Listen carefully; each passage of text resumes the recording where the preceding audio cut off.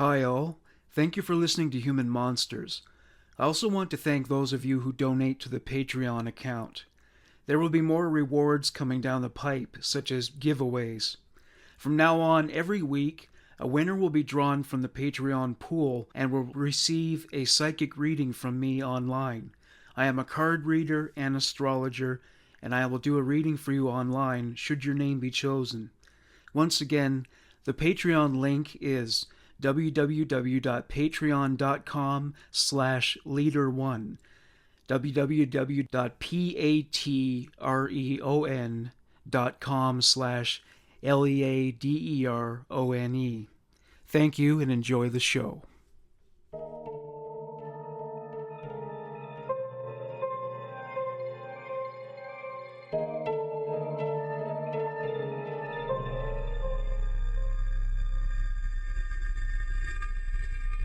Why do you seem so scared? All I wanted to do was play with you. Please come and play with me. I am so lonely. You're not afraid of the dark, are you? Don't be afraid. Come with me. I will show you where I play hide and seek. Do you want to play hide and seek? You hide, and I'll find you.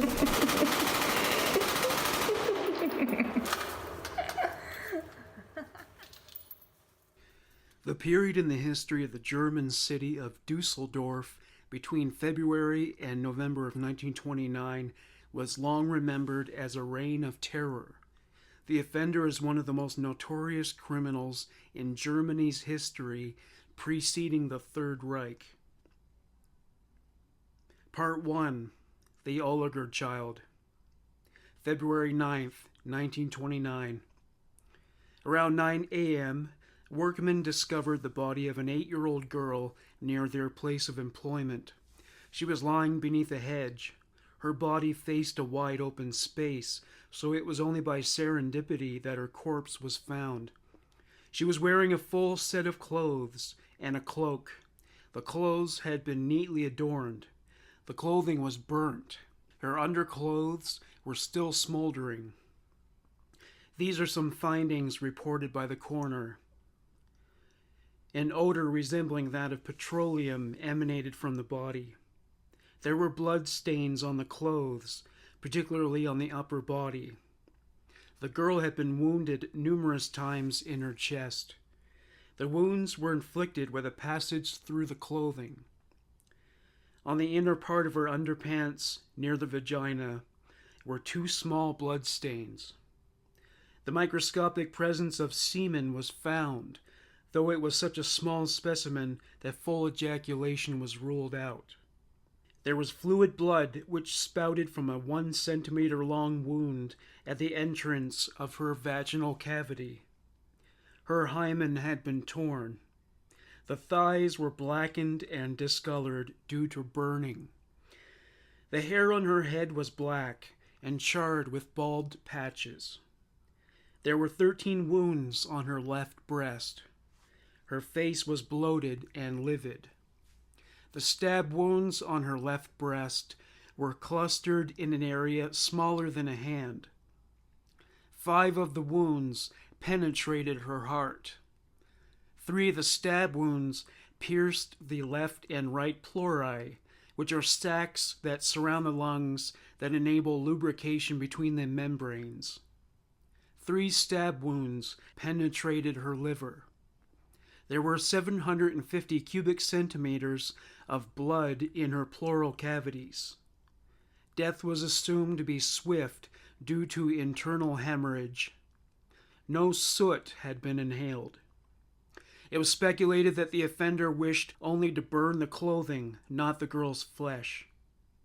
In the tissues of the lumbar or abdominal region, there was 4 centimeters of blood infiltration. Congestion of blood in the head suggested strangulation, but she was more likely to have died from the stab wounds to the heart. There were no visible signs of strangulation on the neck. More speculation has it that the offender inserted a finger smeared with semen into the entrance to the victim's vagina. He most likely did it in a forcible manner, for a scratch was found at the entrance to the vagina. There was a trace of bruising on the pelvis. The stab wounds on the breast ran in parallel, as if having been rendered with mechanical precision. The knife was held with the cutting edge of the blade pointing upwards. The stabbing was carried out as the girl lay unconscious on the ground. The blows were administered in quick succession. The details of this murder were used as the template for investigating related incidents throughout 1929. A pattern soon emerged, and its familiarity terrified the community, even if it did provide police with a paradigm for investigators to draw a map directly to the perpetrator. That would come later, much, much later, and, in the opinion of the community, much too late. Part 2. Frauken. February 3rd, 1929. A woman known as Frauken walked along a road in the Flingern district. The road was underserved by both vehicular and pedestrian traffic. A man soon approached. He overtook her, said, "Good evening," and grabbed the lapels of her coat. He issued an instruction, "No row, don't scream." With his free hand, he stabbed her. Frau fell backwards and screamed for help. The assailant ran away. Frau Kuhn survived the attack, but at a cost. She incurred 24 flesh wounds in her head, torso, and arms. She said the assailant stabbed her in quick succession. Part 3. Shear. A similar attack occurred in the Flingern district, only this victim, a 45-year-old male known as Shear, did not survive the attack. He was stabbed 20 times. 16 of the stab wounds were observed on a small area of his neck. Except for one, all of these stab wounds were executed along a horizontal trajectory. One wound in the neck and 3 in his back were cut vertically. 3 wounds ushered Shear into death. One in the temple that caused severe hemorrhage in the brain cavity, a cut in his neck that bled onto the spinal cord, and a wound in the back that resulted in a pneumothorax, or an abnormal accumulation of air in the pleural space between the lung and the chest wall. There were no defensive wounds, and given the pattern of the wounds, it was concluded that the assailant attacked his victim from behind and stabbed him. The paradigm. Medical and legal experts established the pattern to the offender's attacks based on their respective investigations. These 4 factors were listed as common denominators. A sudden and unprovoked attack in isolated regions. The attacks typically took place at dusk. The victims were dispatched with the usage of a stabbing instrument. Given that the assaults were surprise attacks, no motive could be discerned with the identity of the offender unknown to police. Another factor that complicated the investigation was that an offender known as Stausberg attacked 2 women. Though there were some minor similarities between the crimes Stausberg and the other offender committed, it was eventually proven that Stausberg was not culpable for the attacks on the Oligarch girl, Frau Kuhn, and Shear. Part 4. The knife attacks of August 21st. Frau Mantell was walking home in the suburb of Lierenfeld. As she passed a church, she was accosted by a male stranger. He said to her, "May I accompany you, Fraulein?" She offered no reply. The stranger stabbed her in the back. At about the same time, a stranger approached Anna Goldhausen. With nary a spoken word, he stabbed her between her 6th and 7th ribs and passed straight through to her liver and stomach. She survived, but not without a troubled and prolonged recovery. Within the hour, a man named Heinrich Kornblum was accosted by a strange man. The man stabbed him in the back. He cut Heinrich's back braces. In the township of Flea, 2 young girls were murdered. One victim was 5-year-old Gertrude Homaker. The other was her 14-year-old adoptive sister, Louisa Lenzen. They went to a market Saturday evening and never returned.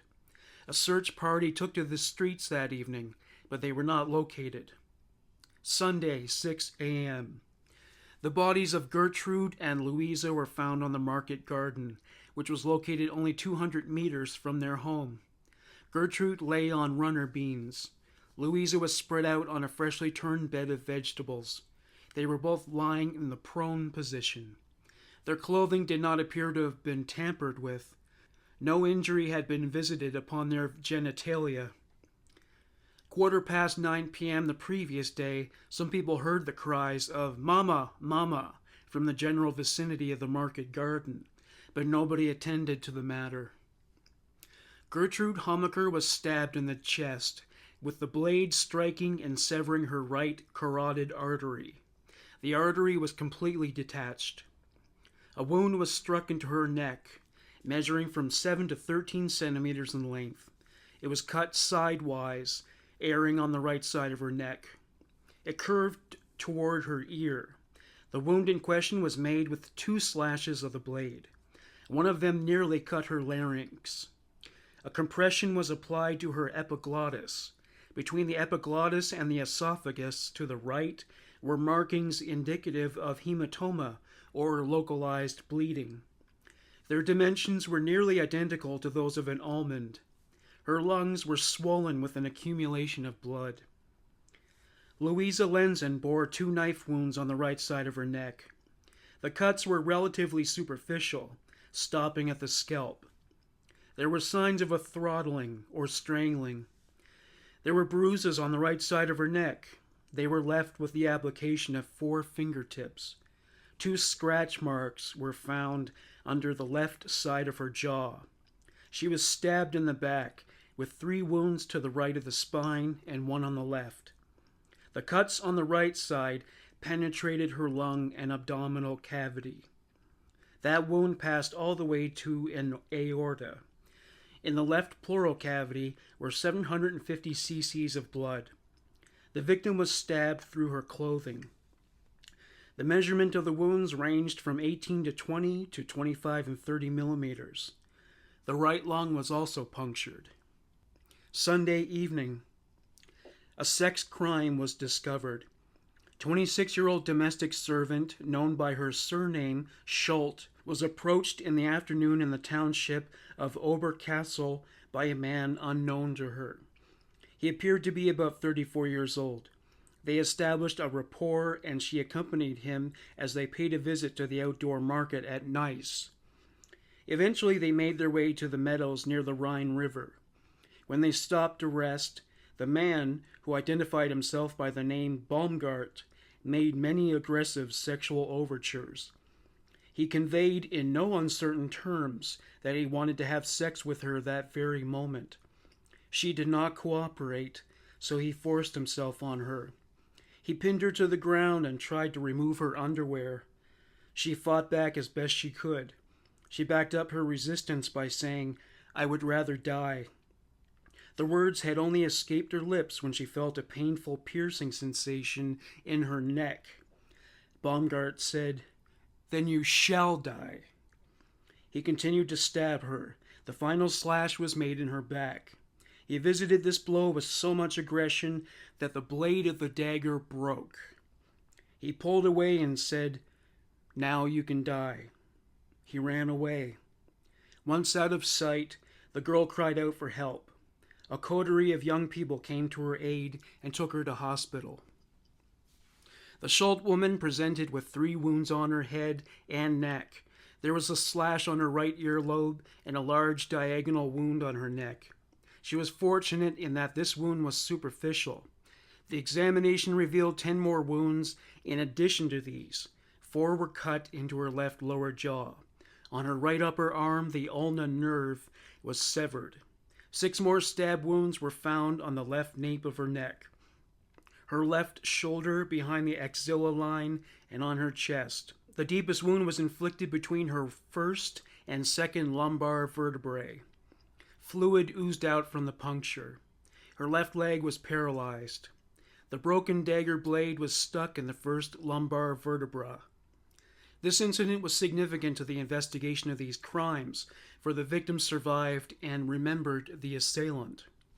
Enter the hammer. September 30th, 7 a.m. The body of Ida Reuter was found in a meadow beside the Rhine, close to Dusseldorf. Her legs were parted. Her clothes were disheveled, and her vagina was exposed. From indentations left in the ground, it was surmised that she was dragged 70 meters from the banks of the Rhine. The offender took her underpants and some items from her bag. By the time the murder commission arrived, rigor mortis had set in. A circle of bruises was observed on her head. There were several wounds on the crown of her head, surrounded by bruises. A pathologist concluded that these wounds were visited upon the victim with a square-faced hammer. There were 3 abrasions in the epidermis on the right side of her neck. There were similar abrasions on the left side. A fracture was observed running from the left side of the skull to the nasal bone. The brain was left relatively unharmed, aside from blood clots in the pia mater, the delicate innermost layer of the meninges surrounding the brain and spinal cord. The dura, or outermost of the 3 layers of meninges surrounding the brain and spinal cord, was destroyed with a blow, leaving a 1 to 2 centimeter rupture. There was a fracture at the base of the skull. Blood was found in the lungs. The stomach was filled with a blend of blood and partially digested food. October 12th, 6:30 a.m. A girl working as a servant, known by her surname, Dorier, was found critically injured and comatose. The location was the Flingern district of Dusseldorf. Dorier was dragged by the offender behind some bushes. Several blows had been visited upon her head. There were bruises on her left temple, 3 to 5 cubic centimeters long. On the right side of her head was a large wound measuring 4 to 6 centimeters.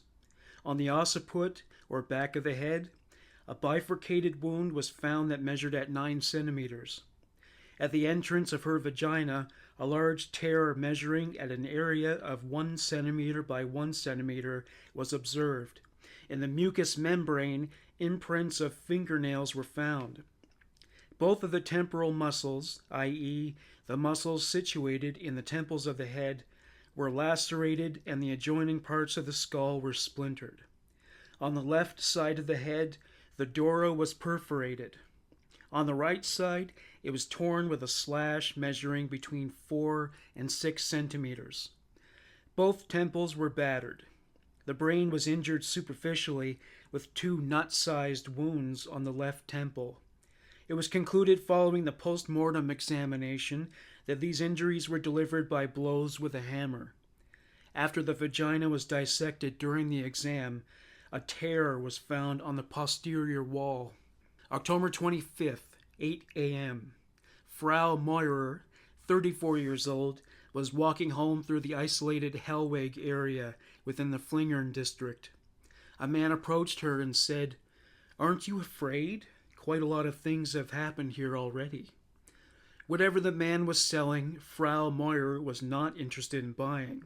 She ignored him and continued along her way.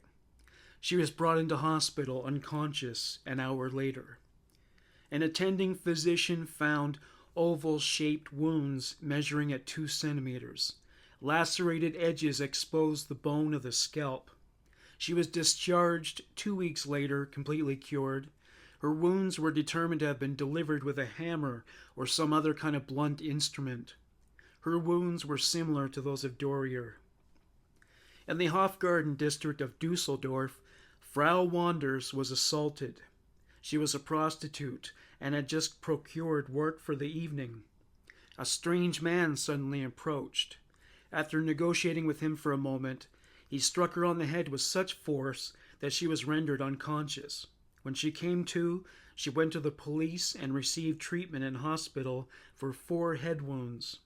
She had a square-shaped depression fracture over her left ear. There were 2 depression fractures on the crown and the right temple, in smaller dimensions. They were all indented with a square hammer. Part 5, a focus on murder. November 7th, 7 p.m., the Flingern district. Gertrude Alberman was seen. She went missing and was not found for 2 days, when her body was found in the morning. It was left in an isolated area, slumped up against the wall of a house owned by the Hahn family. The corpse was deposited among nettles that would have stung the flesh had she been left alive. She lay in the prone position. Her legs were spread. The clothing was relatively undisturbed, though when her coat was removed, her clothes were found to have been pulled up over the posterior. Her underpants were torn. Her posterior and perineum were exposed. There were 2 stab wounds on the left side of the head. 34 slashes were made on her chest. The cranial fissures measured at 7 to 10 millimeters and ended in the dura. She was stabbed in the heart 9 times.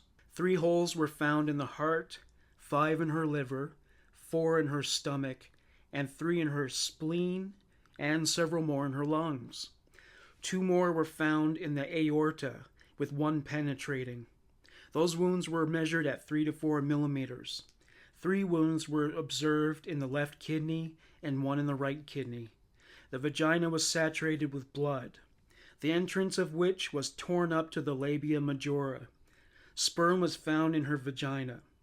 The anus was also wounded, with 2 cuts made to the mucous surface and the other on the sphincter.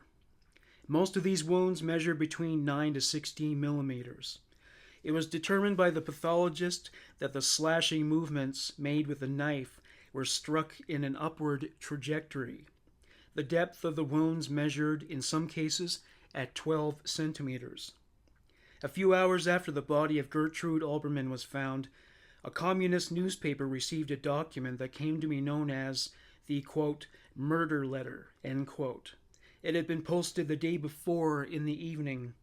It described the location of her body.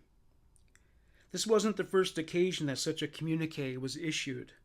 On October 14th, the police received a message detailing a scenario wherein a body was interred at the edge of the forest.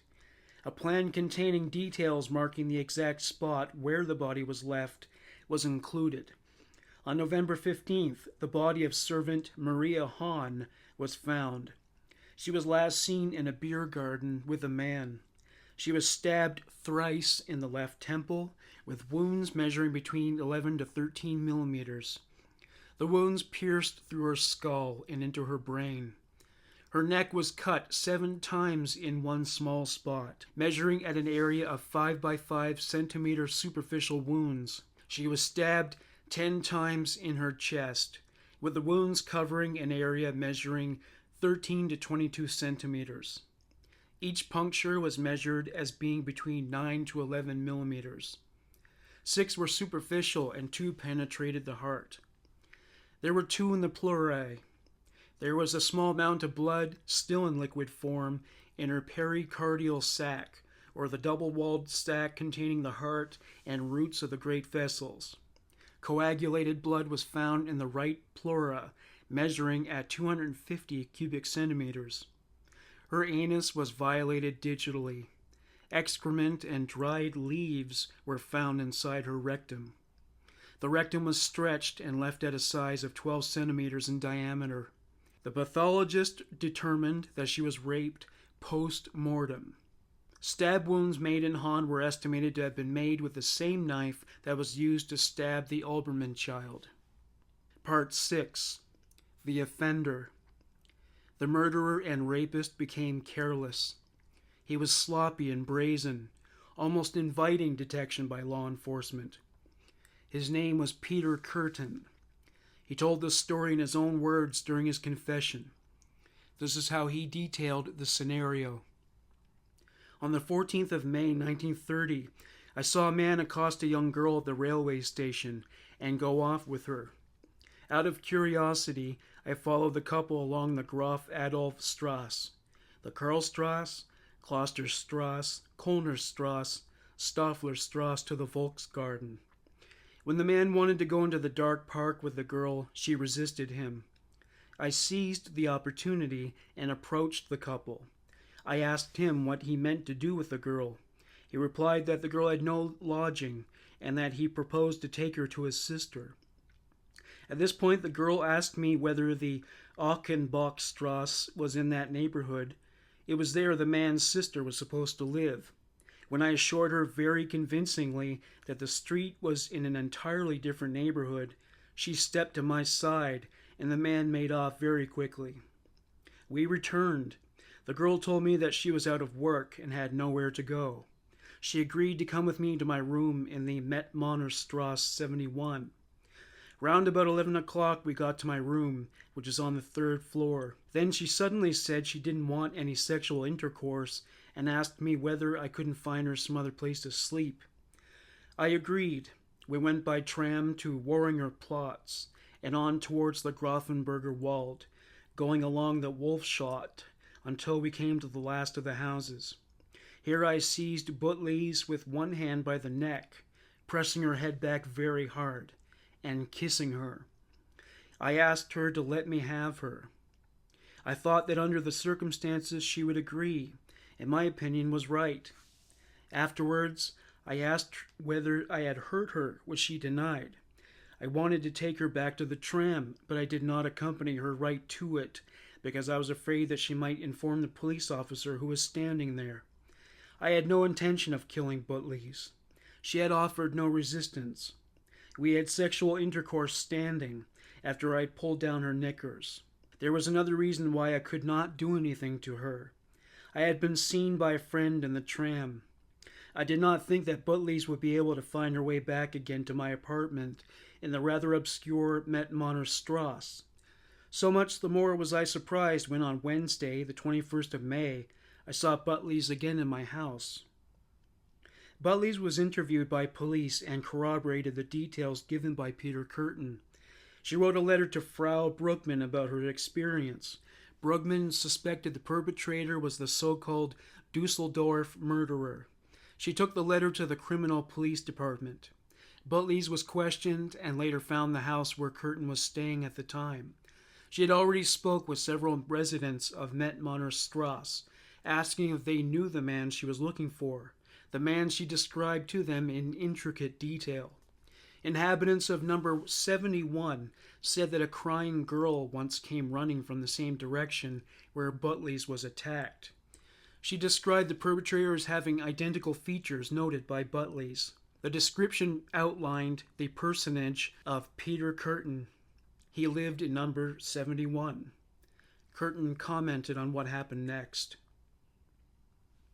On Wednesday, the 21st of May, I happened to look over the banisters and saw Butley's and recognized her. She can be recognized easily. She has very fair hair, is slant-eyed, and bow-legged. She left the house again. At lunchtime she came back, this time with a police officer. I saw her stand in the entrance door and speak to the landlady. Then in the afternoon she came again to the house, this time coming up to our floor. She entered the flat of the Wimmers and she saw me. She was startled. I think it is likely that she recognized me then. I knew what would happen after that. That same evening, I fetched my wife from the place where she worked. I must get out of the flat, I said. I explained the Butley's case to her. But I only mentioned the attempt at sexual intercourse, saying that as it could be called rape, along with my previous convictions, it was enough to get me 15 years penal servitude. Therefore, I had to get out. I changed. Throughout the night, I walked about. On Thursday, the 22nd of May, I saw my wife in the morning in the flat. I fetched my things away in a bag and rented a room in the Adlerstrasse. I slept quietly until Friday morning. It was at 9 in the morning when I went to my flat. Shortly before I reached number 71, 2 men came out of it. I found out afterwards they were detectives. I thought right away that they were that. When I went into the flat, my wife was still there. When I asked her why she had not gone to work today, she answered, "I did, but I was taken away from it by 2 detectives who brought me home." Both these men had searched the place a few moments before they had gone down the staircase. Then my wife asked me to leave the house, saying she did not want me to be arrested there. I did as she asked and later met her. She had gone back to the place where she was employed. I then asked her to come with me for a little while. 2 days before, I had told her about the Butleys' affair. Today, the 23rd, in the morning, I told my wife that I was also responsible for the Schultz affair, adding my usual remark that it would mean at least 10 years or more separation for us, probably forever. At that, my wife was inconsolable. She spoke of age, unemployment, lack of means, and starvation in old age. When the lunch hour approached, I had not even then succeeded in calming my wife down. She raved that I should take my life. Then she would do the same, since her future was completely without hope. Then in the late afternoon, I told my wife that I could help her, that I could still do something for her. I told her that I was the Dusseldorf murderer. Of course, she didn't think it possible and didn't want to believe it. But then I disclosed everything to her, naming myself the murderer in each case. When she asked me how this could help her, I hinted that a high reward had been offered for the discovery as well as for the capture of the criminal, that she could get hold of that reward, or at least some part of it, if she would report my confession and denounce me to the police. Of course, it wasn't easy for me to convince her that this ought not to be considered as treason, but that, on the contrary, she was doing a good deed to humanity as well as to justice. It was not until late in the evening that she promised me to carry out my request, and also that she would not commit suicide. I then accompanied her almost to the door. It was 2 o'clock when we separated. Back in the lodging, I went to bed and fell asleep at once. What happened the next morning, the 24th of May, is known.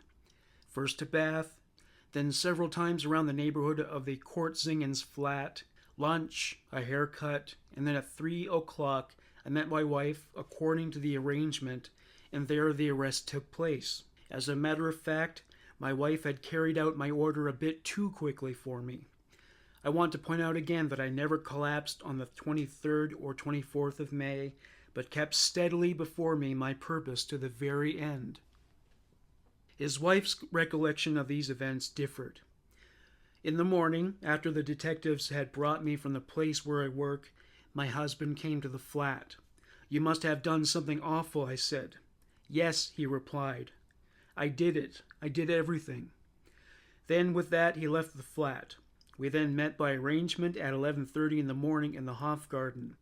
We had dinner in a restaurant in the Duisburger Strasse. I could not eat anything, but he ate up the lot, my portion too.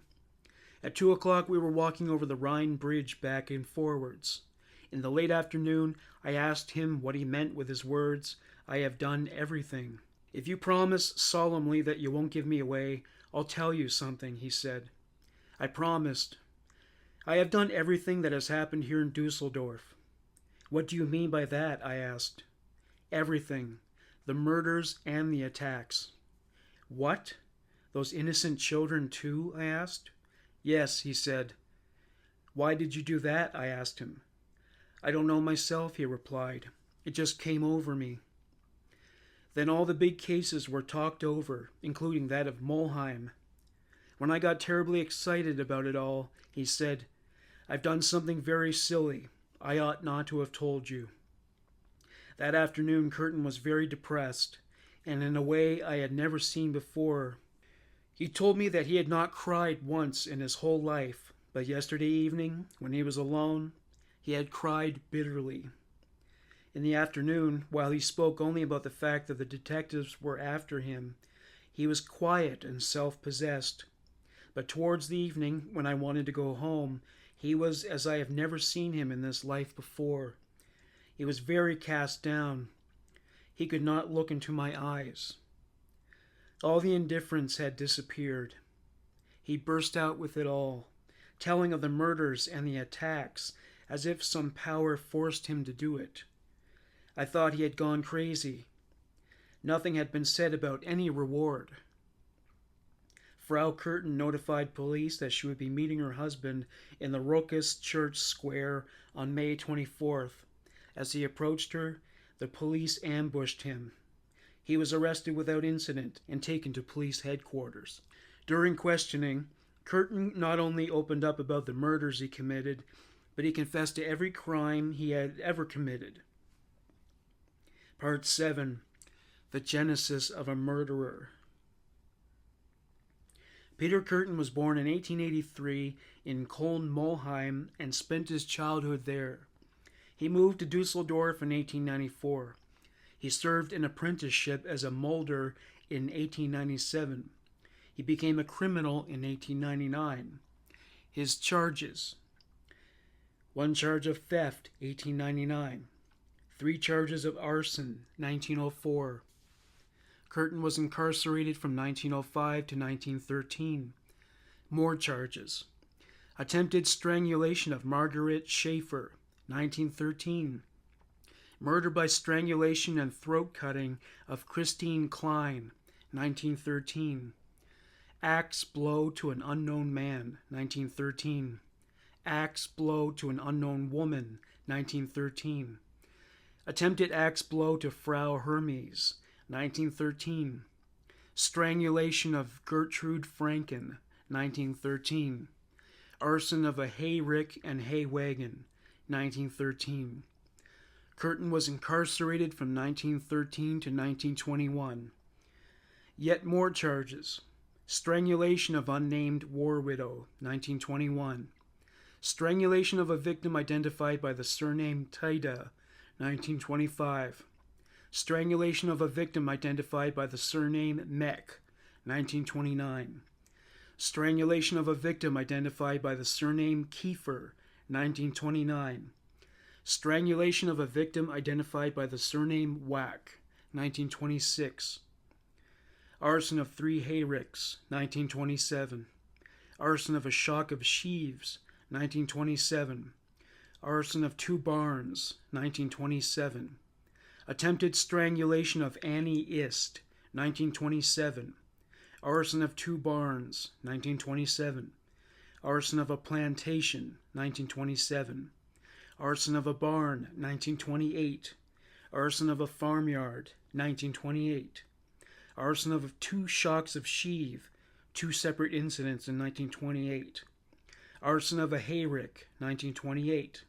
Arson of a hay wagon, 1928. Arson of a house, 1928. Arson of a shed, 1928. Ignition of a forest fire, 1928. Arson of haystacks, 1928. Arson of sheds, 1928. Arson of sheds, 1929. Arson of barns, sheds, and stacks, 1929. Attack with scissors on Frau Kuhn, February 3, 1929. Stabbed and killed Rudolf Scheer, February 13, 1929. Strangled the child Rose Ollinger and stabbed her post-mortem, March 8, 1929. Attempted strangulation of Edith Buchhorn, March 1929. Attempted strangulation of Maria Witt, July 1929. Attempted strangulation of Maria Mass, July 1929. Attempted strangulation of an unnamed domestic servant, July 1929. Strangled and stabbed Maria Hahn to death, August 1929. Strangled and drowned a housemaid known as Annie, August 1929. Stabbed Anna Goldhausen with a dagger, August 1929.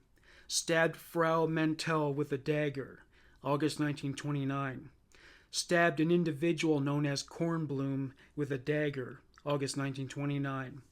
Strangled and cut the throat of a child named Hammacher, August 1929. Strangled and stabbed a child named Lenzen, August 1929. Stabbed Gertrude Schult with a dagger, August 1929. Attempted to strangle and throw a victim known as Heer into a river, August 1929. Struck a blow at a victim known as Ruck with a tool, September 1929. Attempted to strangle Maria Rad, September 1929. Killed Ida Reuter with a hammer, September 1929. Killed Elizabeth Dorier with a hammer, October 1929. Attacked Frau Moyer with a hammer, October 1929. Attacked Frau Wanders with a hammer, October 1929. Strangled and stabbed the child Olbermann, November 1929. Attempted strangulation of victim known as Hilda, February 1930. Attempted strangulation of Marianne Del Santo, March 1930. Attempted strangulation of the victim known as Irma, March 1930. Attempted strangulation of victim known as Sybil, April 1930. Attempted strangulation of an unnamed girl from Hahn, April 1930. Attempted strangulation of a young woman known as Hahn, April 1930. More attacks on young girls, April 1930. Attacked Charlotte Ulrich, April 1930. Attempted to strangle Maria Butleys, May 1930. Attempted murder of Gertrude Bell, May 1930. According to the police, Kurten relished the looks of horror on their faces as Kurten listed and described his grisliest offenses. It was difficult for them to stomach, and it lasted for days. Transcriptions of Kurten's confessions were retained and released to the public. These statements are excerpts from his confessions. In November 1899, I picked up an 18-year-old girl in the Allistrasse. I went with her to the Hofgarten, past the zoo, to the Grafenberger Wald, as far as Rolandsburg. On the way home, amid lovely country, I throttled her. I left her lying there, supposing her to be dead, and heard no more of her. In June 1913, I picked up a girl on the Bremstrasse and took her out on several subsequent occasions. One Sunday we went to a dance at Geresheim. On the way home, I throttled the girl several times. When she was scared, I said, "That's what love's like. I won't kill you, though." After that, she put up with it. We had sexual connection on a bench. This is how Margaret Schaefer described her experience with Peter Kurten when she testified at his trial. We walked in the woods the whole night. Kurten would not let me go home. He had my bag with the keys in it. He wanted to kiss me, and he knocked me about, afterwards becoming friendly again. Then he threw me onto a bench and tried to have sexual intercourse with me. In the struggle, my dress got torn, and I cried, and then he became kinder again. I looked simply awful, and in that state could not have taken the tram. We sat on a bench. Kurten threw his coat about us both, and we fell asleep. Dawn came, and I woke him up. Then he started again as before, tore off my earrings, bit me, half strangled me, pulling my hair out in handfuls. He looked like the very devil himself. I begged him to calm down, otherwise he would end up in hell. My words had some effect, and he did calm down. He made me swear that I would not tell anything to anybody we might meet. We came eventually to the Rolandsburg. Kurten had breakfast there. I went to the waiters who were sitting in another room and told them of the jam I was in. One Sunday evening, it was a feast day. I searched for a suitable house and came at length to the Wolfstrasse. I broke into a house in this street, an inn owned by Klein. I went up to the first floor. This was about 10 or 11 o'clock. I opened different doors, but found nothing worth stealing. In a room facing the stairs, there was a bed in the left corner near the window where I entered. It was a large bed in which adults could sleep. In the room were also a cupboard and a table. So much light came through the window from the street that I could see clearly everything in the room. In the bed I saw a sleeping girl of about 10, covered with a thick feather bed. She was lying with her head towards the window. I seized her by the neck with my hands and throttled her for 1 or 2 minutes. The child woke up, struggled to free herself, scratched my hand, and then became unconscious and still. Her arms were thrown up above her head. I then drew her head over the edge of the bed and threw the feather bed to the foot of it. With 1 or 2 fingers, I penetrated the genitals. With a small but sharp pocket knife, I made a deep cut in the throat of the child. I started on the left side of the throat, drawing the knife to the right with the right hand. I heard the blood gurgle up and drip on the mat. It spattered my hand. The whole business did not take more than 3 minutes. I then left the room and made off. Details from the autopsy of the Klein child. The skin was pallid. The tongue was bitten. There were blue-red bruises on her face. There were 2 wounds on her neck, measuring 1 to 2 millimeters deep, 9 centimeters long. There were scratches and nail imprints on her neck. There was a tear running from the vagina across the perineum to the anus, with several tears extending to the mucous membrane of the upper vaginal passage. The bronchial tubes were filled with blood. Kurten describes more of his offenses. One Saturday evening in June 1913, I left home at 8 o'clock and set out for Gerresheim. From a cellar under the Holy Trinity Church, I took a chopper. At about 11 o'clock, I saw an unaccompanied girl enter a house. In the passage, I gave her a sharp and heavy blow on the head so that she crumpled up without a murmur. The girl was about 1.68 meters tall, slim, and between 18 and 20 years of age. In July 1913, I went with a chopper to Gerresheim about 9 o'clock in the evening. After a long search, I saw a man sitting on a bench in the park. I crept up to him and hit him on the head, and he collapsed without a sound. On my way back, I set fire to a cart laden with hay. In July 1913, I went up to the first floor of their house on the corner of the Münster and Ulmenstrasse. I had a chopper with me.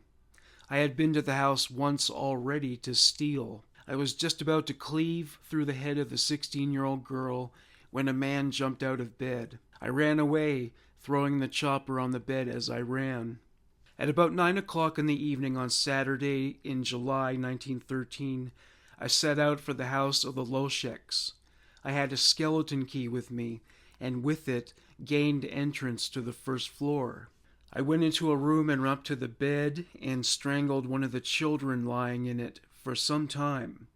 I left the room and went home again. There were 3 beds in the room. The girl I throttled was, I reckon, 16 or 17 years old. She did not scream or shout.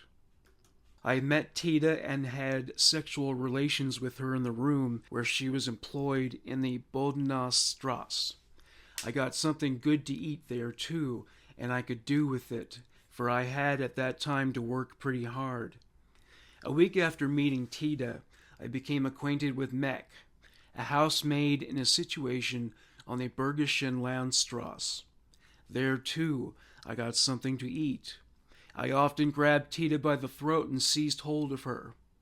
When she got angry with me, I used to try and pacify her.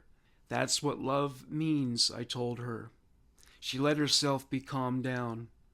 I had not told her my real name, and I had pretended to be younger by 10 years, and that I had a better job than I really had. Then my wife came along, and Tita realized that I was married and gave me away to the police. I got 2 months imprisonment for attempted seduction. During the trial, I defended myself vigorously against the charge, but I got the 2 months and did it in 1927. Then Mek and Tita met, and Mek cut up rough and charged me with rape, but I was acquitted. Then she charged me with using threats and insulting behavior. For that, I got 8 months imprisonment. I served 6 months, 2 being remitted on my undertaking to leave Dusseldorf. That wasn't so easy, so I wrote to the ministry with the result that the condition was cancelled. In the summer of 1925, I picked up Maria Schaefer in the Parkstrasse. We made an appointment for the following evening. I went to her place as agreed upon, and there Schaefer waited for me at the front door. That was about 10 o'clock. She took me with her into the wash house in the cellar, where we had sexual intercourse, but not without her consent. Then I seized her by the throat and strangled her. But Schaefer managed to escape from the grip of my hands and cried out. So I left the house quickly. In the spring of 1926, I picked up Maria Wack in the Duisburger Strasse. We went into the Hofgarten and talked about our personal affairs. We met frequently after that, and one Sunday we went to the Grafenberger Wald. There I attempted to force her backwards on a bench while I seized her throat. As she put up a resistance, I abandoned the attempt and left her on the bench. I never saw her again. Maria gave a statement of her own. In June 1926, I became acquainted with a man who called himself Fritz Kettler. I was cleaning the doorstep when he accosted me. We made an appointment, and inside 3 weeks we had been out 5 times. Kettler was an employee of the railway and behaved decently in every way. One Sunday he suggested that we should go to the Grafenberg. Dusk had fallen in the woods, and we were passing a bench when he suddenly seized me, flung me on it, and groped with his hand under my skirt. I defended myself. Apparently passers-by frightened him, for he desisted. I jumped up, grabbed his hat, and ran away. He called after me, asking for his hat. He then exchanged his hat for mine, and made the remark that I ought to be human. There he left me standing, and made off. In the summer of 1927, I picked up a girl named Annie Ist on the Bremstrasse. From then on, I saw her frequently. On a Saturday evening, we went into the Grafenberger Wald. We had sexual intercourse on a bench. I then seized its neck and strangled her. But she was a robust girl and managed to free herself. She ran away screaming. Her dress had been torn at the neck. Annie Ist gave her version. Kurten's statement is correct. He called himself Kettler, met Strasse 71. We met each other several times. On one occasion it ended with sexual intercourse. At the end of July 1927, we went to a fair at Roth and returned through the Grafenberger Wald. It was there that we had sexual relations, but when Kurten wanted intercourse a second time, I demurred, but at last gave in. After intercourse, he strangled me without any reason, bashed my face, and tore my dress from my neck. Nevertheless, I asked him to take me home, which he did.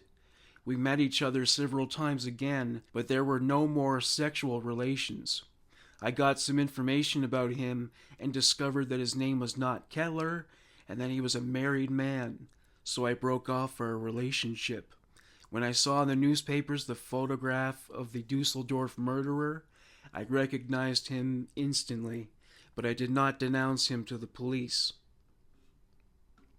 On a Sunday evening, I strolled about the neighborhood of the Hellweg in search of a victim.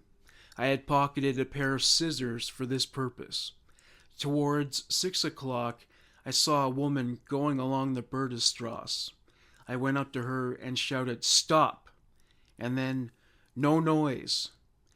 Then, with the scissors, I stabbed her blindly. I left her lying unconscious. I heard cries for help and made my way quickly down the Hellweg. When I was cleaning the scissors at home, I noticed that from one blade, the pointed part had been broken off about 8 to 10 millimeters. I had thought that the stabs were much deeper. On the 8th of February 1929, I left home at about 6 o'clock at night. I went towards St. Vincent's Church, where I met a girl between 8 and 10 years of age. I asked her where she wanted to go. She said, home. I asked, where do you live? She said, in the Lagerstrasse. I said, come then, I'll take you home. I took her by the hand and led her along the Kettwiger Strasse as far as a hoarding. Here I seized the child's throat, strangled her, and put her on her back. With my right hand, I drew the scissors out and stabbed the child in the left temple and in different places about the heart. The child seemed to be dead. I went back to my flat and searched myself for blood stains. I also cleaned the scissors. There were no blood stains on my clothing. Then I went to the movies as I still had a free ticket, and then home again. I filled a beer bottle with petroleum. We have a petroleum lamp. And then went to the scene of the crime with the object of pouring it over the body and setting fire to it. But there were too many people about. I therefore leant the bottle against the hoarding and went home. The next morning, at 6 o'clock, I got up and told my wife I had to go to the WC. I ran quickly to the scene of the crime, poured the petroleum over the body, and set it on fire. There and back did not take me more than 5 or 6 minutes. I felt no sexual excitement and did not touch the girl. My motive was only to cause excitement and indignation. I wanted to increase the general indignation by setting light to the victim. I did not masturbate on the corpse, nor did I even touch the child sexually. The place where I first throttled and stabbed the child is only 1 or 2 meters from where I put her down. When I strangled her, she was standing. I took 2 or 3 paces with her towards the hoarding. I had both hands on her neck and dragged her with her feet on the ground. On the 12th of February 1929, I left home about 8 o'clock in the evening, and for 3 hours I searched in vain for a victim. My wife, I knew, would be returning home about 1 o'clock. Then, in the Hellweg, I ran into a man. He seemed to be drunk and noisy. He shoved me. "What do you want?" he asked. I looked at his hands to see whether he was armed. Then, with the flat of my hand, I struck him in the neck. He went over backwards and fell flat on his face. I took the scissors and gave him a heavy stab with them. He grabbed for my legs and, half lying, half kneeling in front of me, clung to me. I next stabbed him in the right temple and again in the neck. At one stab in the back, my scissors stuck, and I could hardly get them out again. After another stab in the back, I heard the blood spouting. Shear collapsed. He relaxed his hold on my leg and lay face downwards. Even in the dark, I could see the large pool of blood. I grabbed his feet and dragged him towards the ditch and shoved him until he rolled down. After that, I wanted to go home, but after taking 30 steps or so, I turned back and cleaned the uppers of Shear's boots to obliterate the traces of my fingerprints. The whole thing didn't take me more than 8 minutes, one of which I spent standing over Shear before I dragged him to the ditch. Next day at 8 o'clock, I returned to the scene of the crime. On my way back, I met a detective and opened a conversation with him. He, too, probably was going to the place where the murder had been committed, for detectives were already standing there. The detective looked at me suspiciously. How had I come to know of the crime, he inquired. I told him I had heard of it by telephone. Meanwhile, we had come to the cordon, and I was stopped. During the first half of July 1929, I picked up a servant girl named Maria Witt on the Grunnerstrasse. We chatted pleasantly and made an appointment. Several times we met in the Heinrichstrasse. One Sunday I fetched her to go to Kaiserswerth. Suddenly on the Grafrichstrasse, my wife came up from behind us with the words, "Ha ha, so you've got yourself a new wife, have you?" With the rose that Maria had brought me from the garden of her employer, I gave my wife a smack on the cheek. Then, without a single word, I turned and left both the women standing there, the scissors I had in my pocket. That Sunday, after I had left my wife, Anne Maria Witt, I picked up another girl and asked her to come with me to the Heerturf Festival.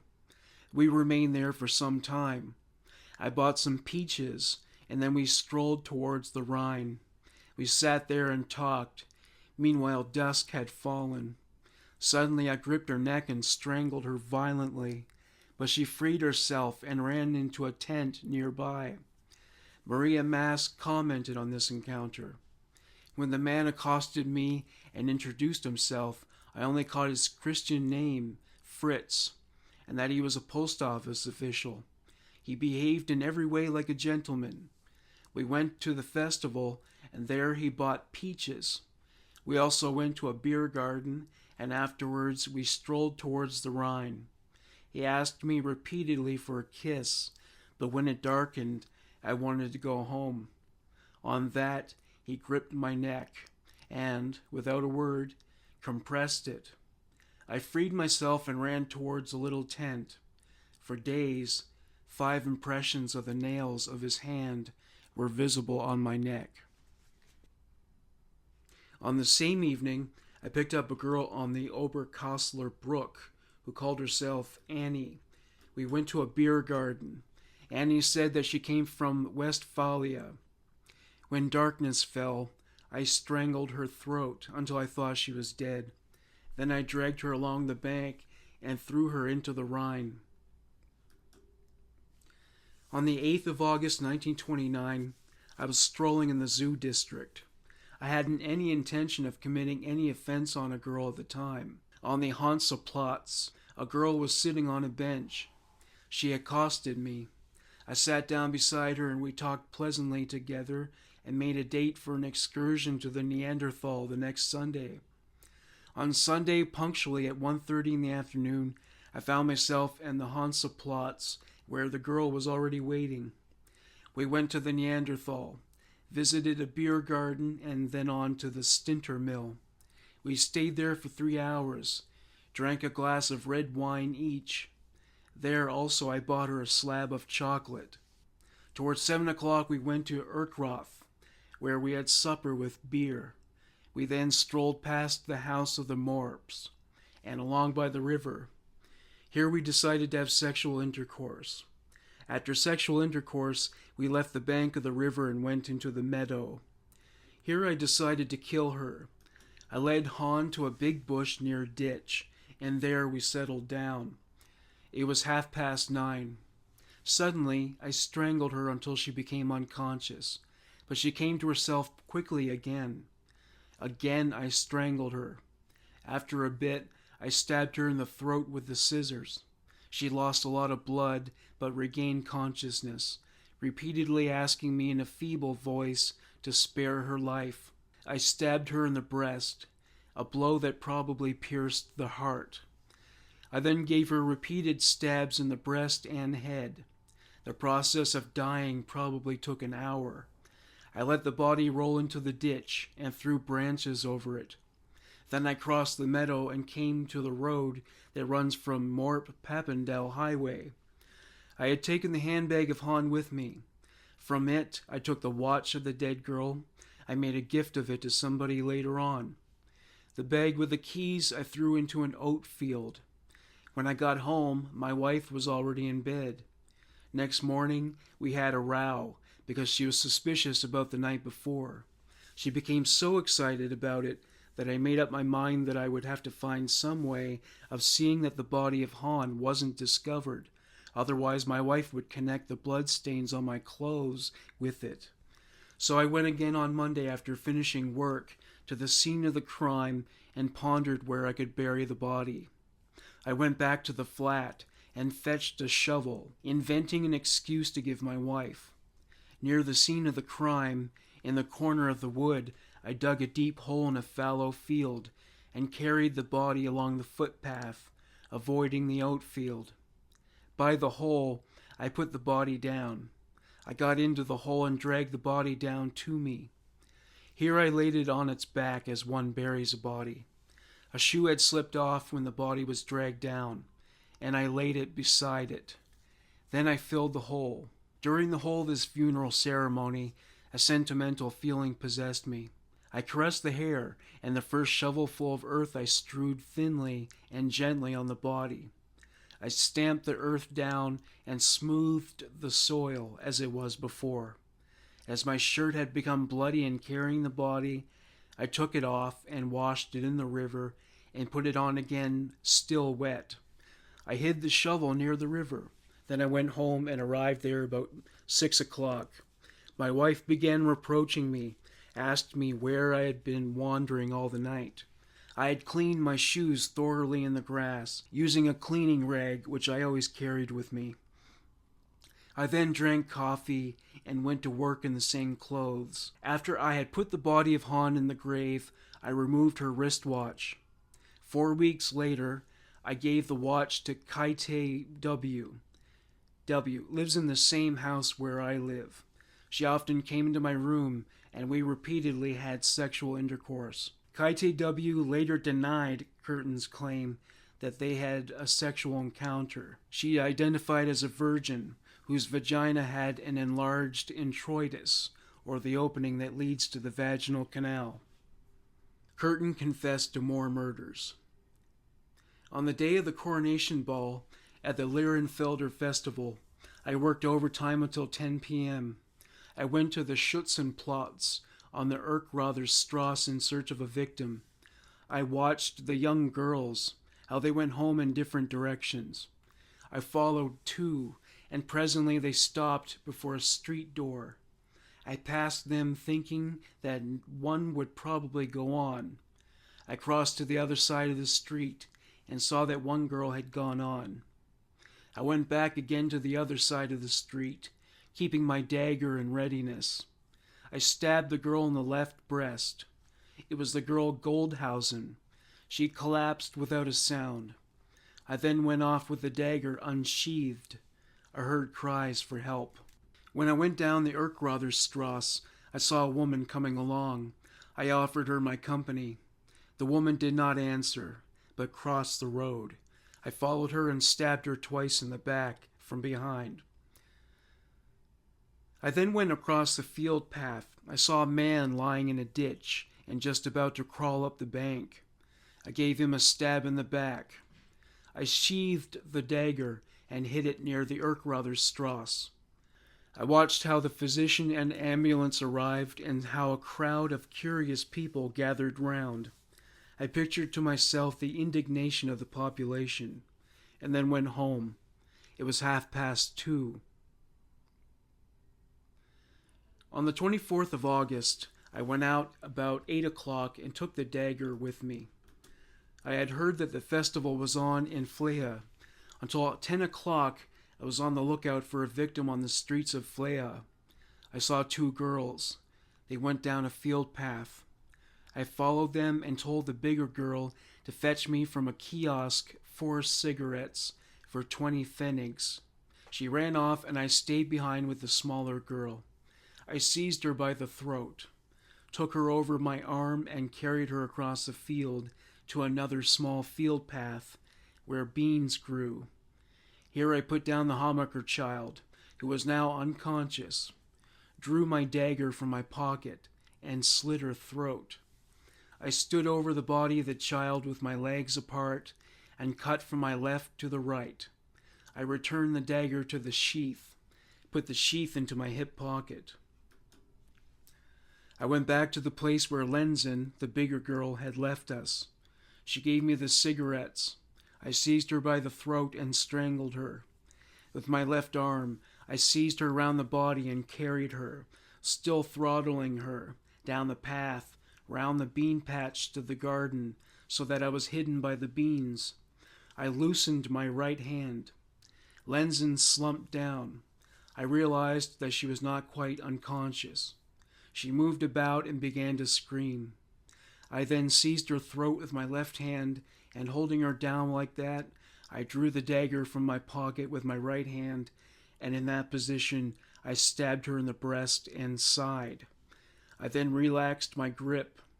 Lenzen sank to the ground. Then I made off, and at 11:30 I was home again. My wife was still awake. We talked quite naturally. There were no blood stains on me. Neither were my hands bloody. On the way home, I had cleaned my dagger with a rag I found. If Lenzen was found in some other position, then she must have moved of her own volition. I left her lying on her back. On the way to the scene of the crime, she defended herself vigorously, lashing out with hands and feet. On the following Sunday, the 25th of August, I went once more to Flea to savor the effect of my crime. I listened to the various accounts given by the inhabitants, going from group to group of excited people, listening to them. It gave me pleasure that the lovely bright Sunday in Dusseldorf had been shattered as by a lightning stroke.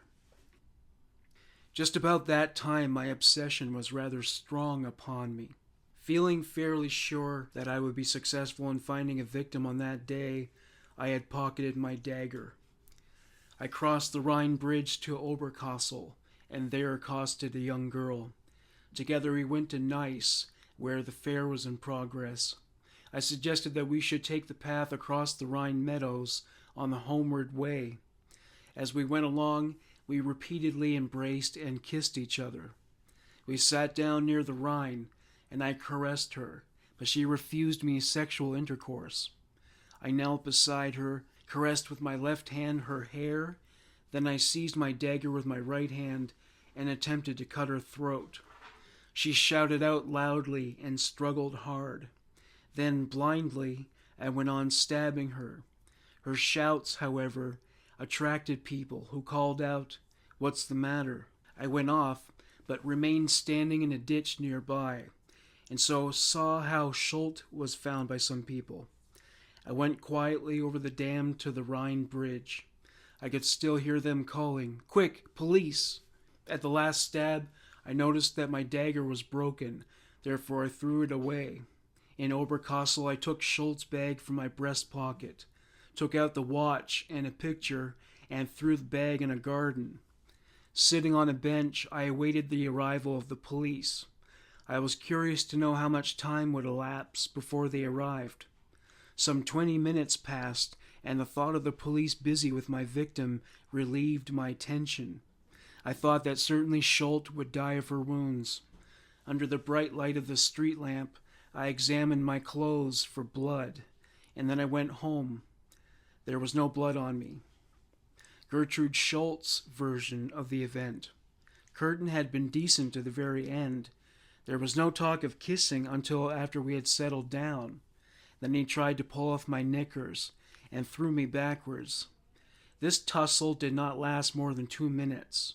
He suddenly released me, held me by one hand, and said, "Come, see if you can feel it. I've only a small tail." Then he threw himself on top of me and knelt between my legs. I threatened to scream. He said, "You can shout here as much as you like. Nobody will hear you." Obviously, Kurten had not noticed a tent nearby. He laughed when I said, "Let me die."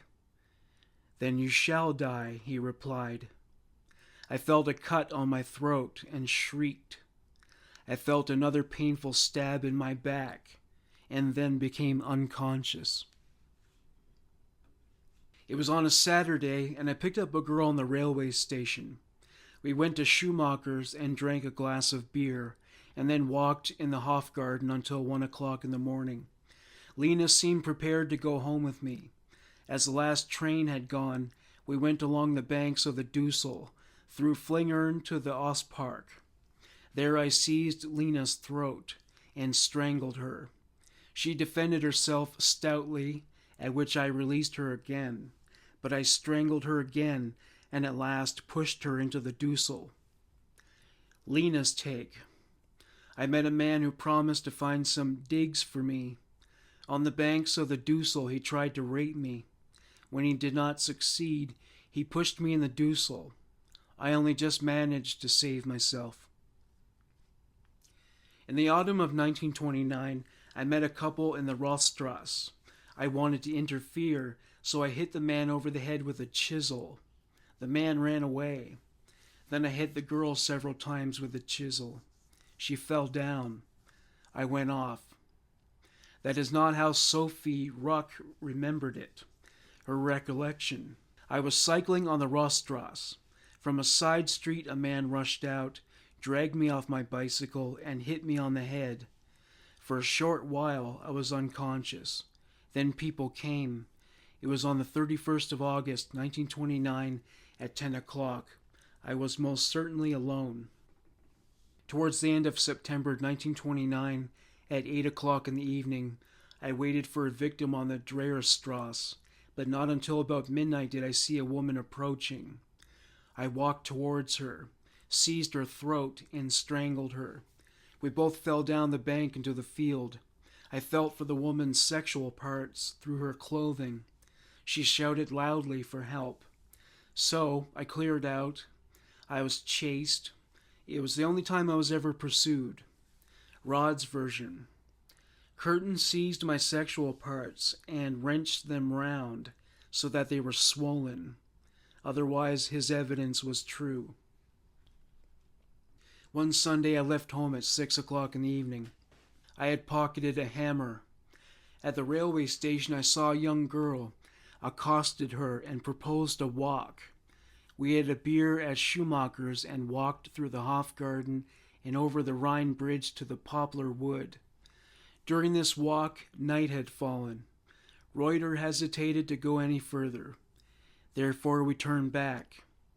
Midway between the top of the wood and the playground, having made sure that nobody was around, I pulled the hammer from my hip pocket and hit the girl on the right temple. For that purpose, I had moved to the right side of Reuter.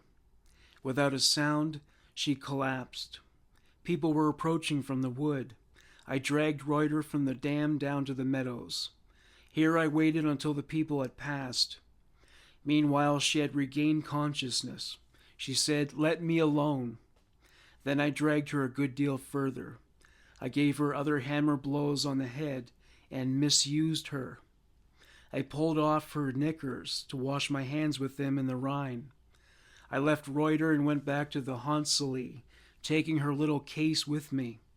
From it, I took a ring for some future girl acquaintance. After I got to the Rhine Bridge, I returned to the scene of the crime in order to drag Reuter down to the Rhine. I thought she was dead. I seized her legs and dragged her towards the riverbank.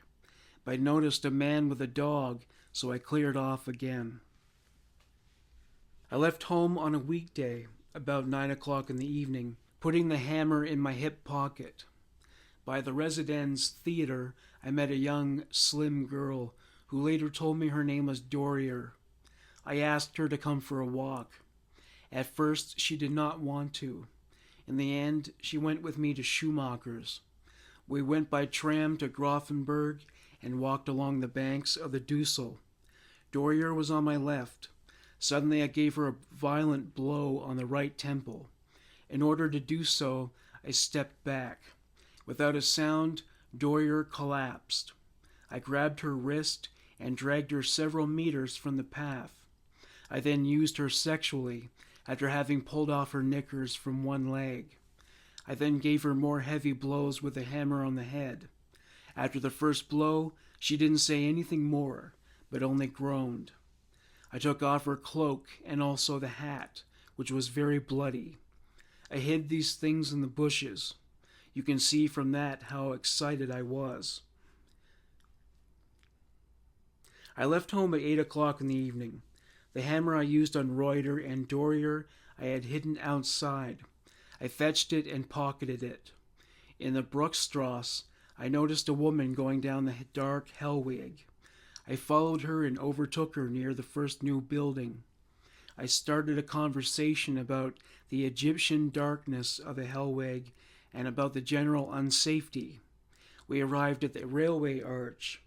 As I knew these surroundings pretty well, I had by that time made up my mind to commit the crime there.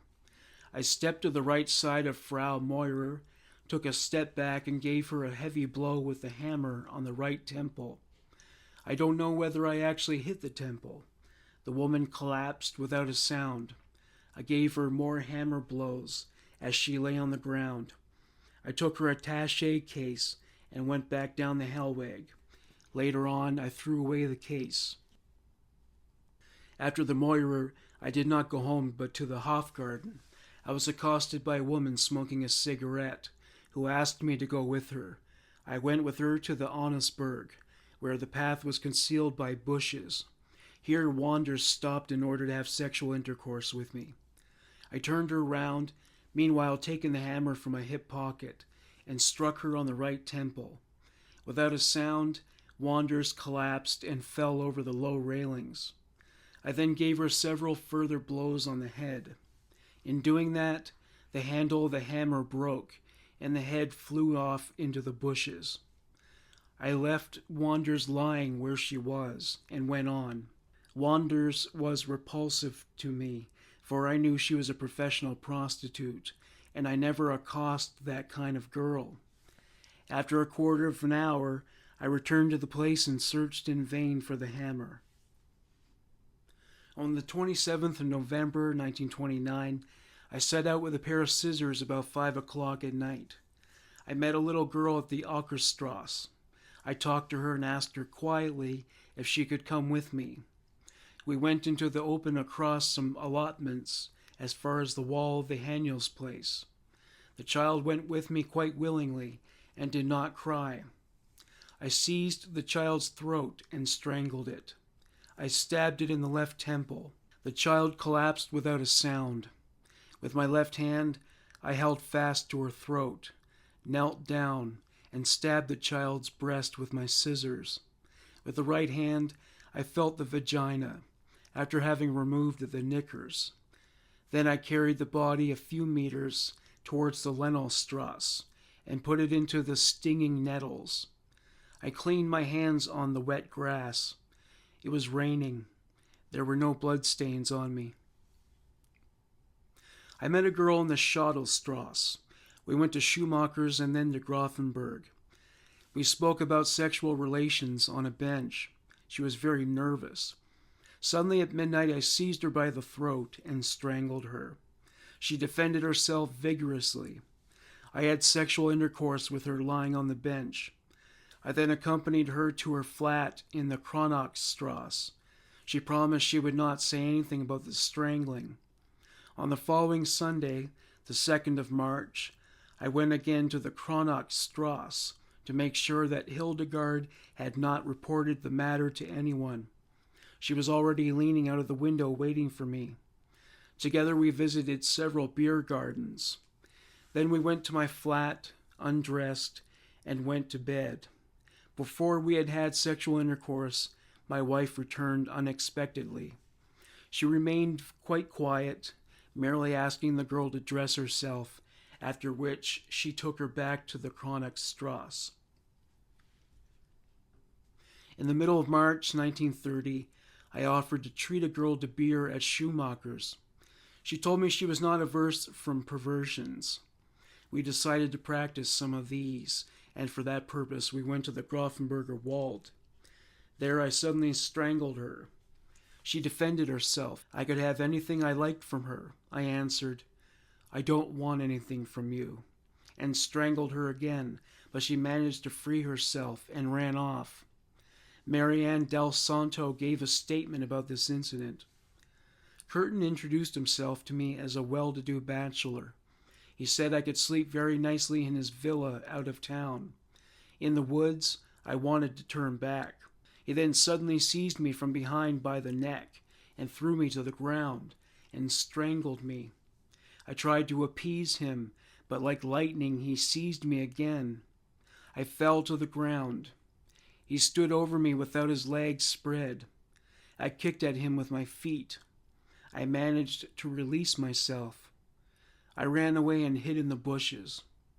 There I crouched from 10 o'clock till 6 in the morning. For hours I heard people passing the bushes, but I didn't see anybody. In March 1930, I set out with the scissors.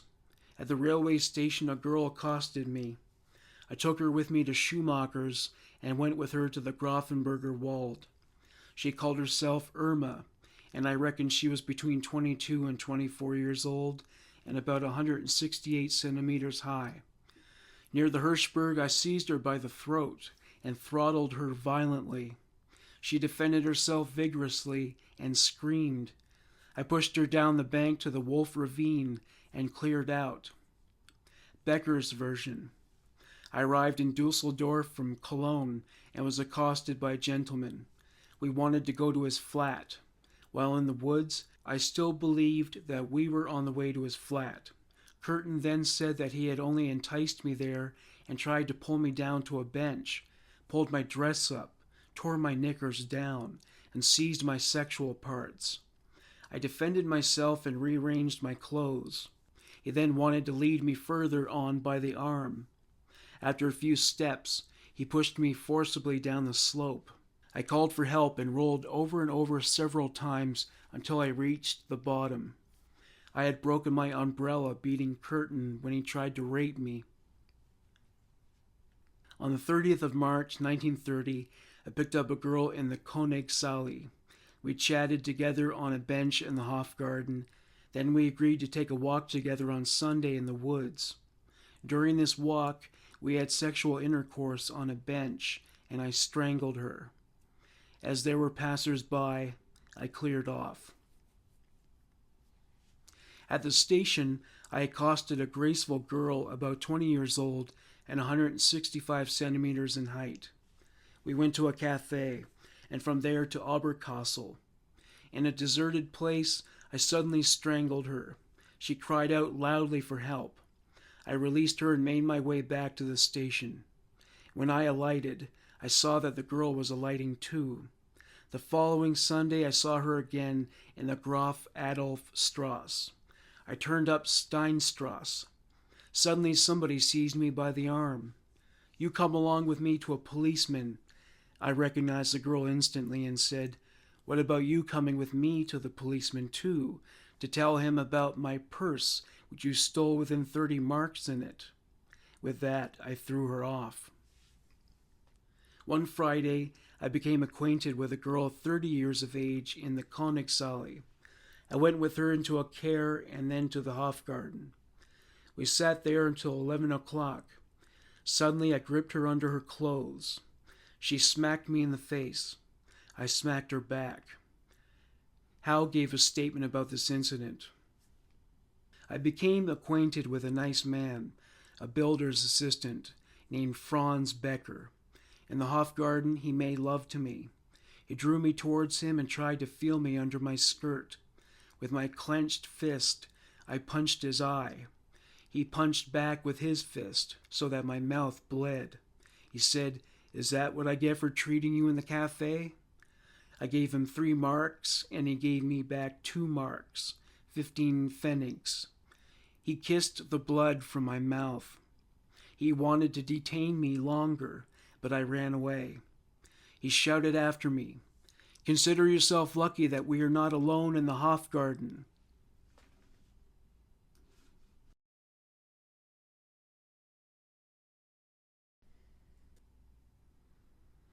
At 9 o'clock, I picked up a girl in the street and went with her to Schumacher's, and afterwards to the Grafenberger Wald. I lulled her suspicions by saying that there were always couples there. Where there is a broad view, I gave her a blow with the hammer on the right temple. She collapsed, screaming loudly. I left her lying there. I saw this girl several times after that, the last time on the Wednesday before my arrest. The hammer I used was similar to the one I had used before. I struck with it several times, and I saw the blood flow. In the Schottostrasse, I became acquainted with a girl, and we made an appointment for the following evening in the Rhine Park. We attempted to have sexual intercourse there on a bench, but there were too many people about. We therefore made an appointment for the following Sunday at Nordfriedhof. There was a sudden thunderstorm came on, so Gertrude took me to her room. We had relations on her bed, but her mistress came knocking at the door, asking all kinds of questions. We then agreed on a meeting in her room for the 24th of May. Meanwhile, I was arrested. Gertrude Bell's take. Kurten called himself Franz Wiedlich from the tramway depot. After we had sexual intercourse, Wiedlich was very nervous. I asked him to spend the night with me, but unsuccessfully. On the following Thursday, I met him at the Warringer Platz. There he said that I was far too good for him, that, after all, I didn't know him at all, and that he was a bad man. In court, Kurten made the following statements. Mr. Examining Magistrate, you can take it as so, but believe me that if I tell you the whole truth, you will hear a lot of horrible things from me. Kurten stated that his motive for committing these atrocities was to exact revenge against society for the tortures and indignities he suffered in prison. The judge asked him if he had a conscience. Kurten said, I have none. Never have I felt any misgiving in my soul. Never did I think to myself that what I did was bad, even though human society condemns it. As I have figured it out, when I am executed, my blood and the blood of my victims will be on the heads of my torturers. That is, if there is such a thing as a higher justice. I have thought of the law of cause and effect, and on the law of the sufficient motive. There must be a higher being who gave in the first place the first vital spark to life. That higher being would also deem my actions good, since I revenged injustice. The punishments I have suffered have destroyed all my feelings as a human being. That was why I had no pity for my victims. Kurten made this statement in the presence of a magistrate on another occasion. I said before that I had no conscience, but I have got one. I felt it often, even in these last years. It was when I committed adultery. Then I often thought how wrong it was of me with so hard-working a wife. Part 8. Prison. Regarding the treatment Kurten received in prison that drove him to punish society, he said it was the lengthy periods of being held in restraints that drove him to madness. Kurten referred to his mental health condition during incarceration as cell madness. Psychosis was a common manifestation of this affliction. A prison doctor reported that Kurten lacerated his skin over a major artery with a knife. He was babbling incoherently. Kurten claimed to have forgotten this incident at a future date. Kurten also expressed a wish to commit suicide. A fellow prisoner commented on his impression and memory of Kurten. Kurten was amiable and sly. He liked to hobnob with the officials. He was also capable of being brutal. He talked a lot about his sexual adventures. He told how once he had bitten a woman's genitals until the blood came. He said that's the greatest enjoyment one can get. He then demonstrated how he would behave in doing it. He used to ask all the criminal sexual perverts questions and gave them advice and told them how to conduct themselves on trial. Another inmate spoke about his experience in getting to know Kurten. Kurten thought a lot of his wife, but he also said, I like veal best, something I can really tease in the dark and quiet places. I asked, Are you a pervert? He answered, Even old goats like to eat a green leaf now and then. A change is nice. Kurten must have thought a lot about his wife after he threatened to stab her between the ribs as a penalty for withholding sex soon after they met. He raped her several times throughout their marriage. He was constantly unfaithful. If she threatened to leave him, he would vow to commit suicide, or he might bemoan the conditions of his overall life with what little he felt she contributed. Despite all this, he spoke admiringly of his wife, having once said, My relations with my wife were always good.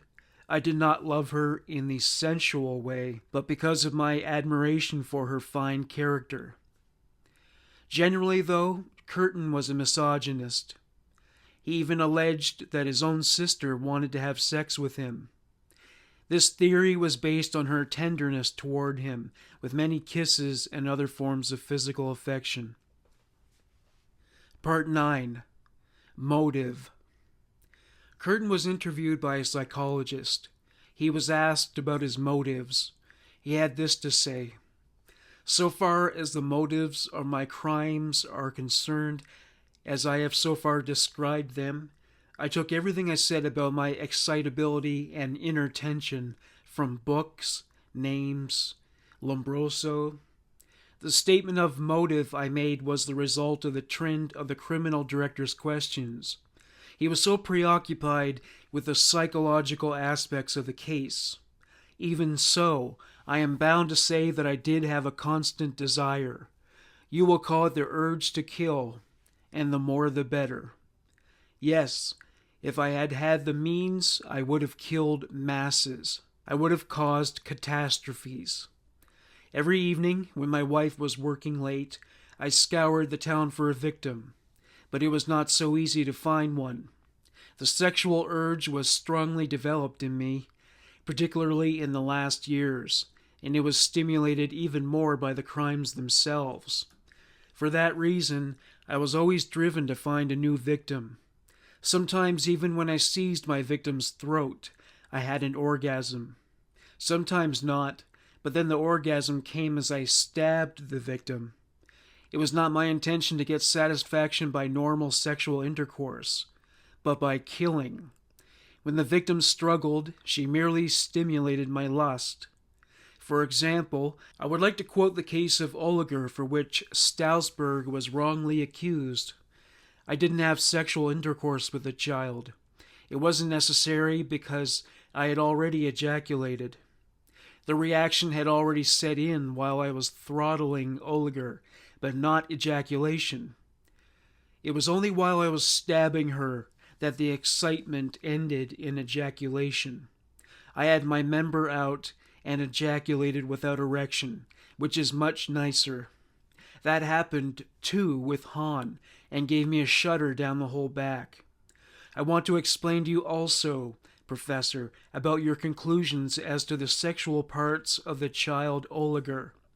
When I was throttling the child, I inserted my middle finger into the vagina. I had pulled down the little knickers a bit, and later on rearranged them. But I did not feel anything. Only when I took the scissors and stabbed, I had an ejaculation. In handling the child, I might have introduced some seminal fluid with my finger, which you found later on. That was the first case. At midnight, I went back to the body. I wanted to touch it. I won't deny that I did it to get fresh sexual excitement, but there was no more ejaculation. Another thing, I only fingered her over her clothing. I could not stay long because my wife was bound to come home. Kurten explains his motive behind the burning. That, of course, I did not do to destroy the body by fire. I got sexual excitement in doing it, but no ejaculation. The following morning at 9 o'clock, I returned once more, when she had been found. I then saw the officials and the crowd of people, and I nearly had an ejaculation, but not quite. That I wasn't out for normal sexual enjoyment you can tell from the Shear case. That was a man. I was scouring the Hellweg for a victim. I saw a man coming along. I thought, that's a suitable subject. Not a soul to be seen anywhere. The man was staggering. He bumped into me. He was drunk. I stabbed him with the scissors. At the first stab in the temple, he fell down. Then at once I got sexual excitement, and the more I stabbed, the more intense it became. I gave him a severe stab in the neck, and I heard distinctly the faint gushing of his blood. That was the climax. Then came the ejaculation. I stopped stabbing and just rolled the body over the bank. The following morning, when I went back, the murder commission was there. Then I enjoyed another ejaculation despite the intense cold. As you know, it was horribly cold at that time, yet I was not conscious of it, though I had on only a very thin coat. When I am in that condition, I am not even conscious of fatigue. During my long night prowlings, when I covered long distances, I was so intent upon my purpose that I never noticed any fatigue at all, and that despite the fact that I had been at work throughout the day. You have asked me when I first detected in myself a tendency to cruelty. Well, that goes back decades. Of course, we went bird nesting and caught frogs, but I was prematurely developed sexually, and at the age of 15 or 16, I was already like that. And then I used to stab sheep, for instance, that were grazing on the Grafenberger meadows. When I did that, I realized that it gave me an agreeable feeling, but without any ejaculation. That was the start of it all, and the first time that I became conscious of the connection between cruelty and the sexual urge. I had also at that time cut the head off of a dog. Then I realized that there was something nice in it. You can imagine that, Professor, and you must try it for yourself sometime, how the blood rushes absolutely silently when you cut off the head of a goose. The origin of this feeling goes back a long way. When we lived in Köln-Mühlheim, a dog catcher lived in the same house. At that time, there was one in every town. The dogs were captured, slaughtered, and eaten. The lard was sold as a specific, being used to fix cobwebs over wounds. This dog catcher used to torture the dogs he caught. For instance, he used to prick them with a needle or break off their tails, saying that he wanted to see whether the animals were healthy. I watched this frequently and enjoyed it. I was then 9 years old. This dog catcher also showed me how you make the dogs attached to you, taught me how to play with the dog's genitals until it ejaculated. An animal like that can't be beaten away. Later, when I was 13, I often thought about that dog catcher while I was taking young buzzards and owls from their nests with other boys, or when I caught squirrels or martins. Those we sold to the dealer Otten on the market. I suppose you know it, and we made a nice bit of pocket money in that way. I still have a scar on my finger where a squirrel once fastened his teeth on me. I had to compress his neck to make him let go. In handling it like that, I had an ejaculation, although only a boy of 14. Later, by reading and through talk, I learned about this sort of thing. Seeing blood gave me a pleasant feeling.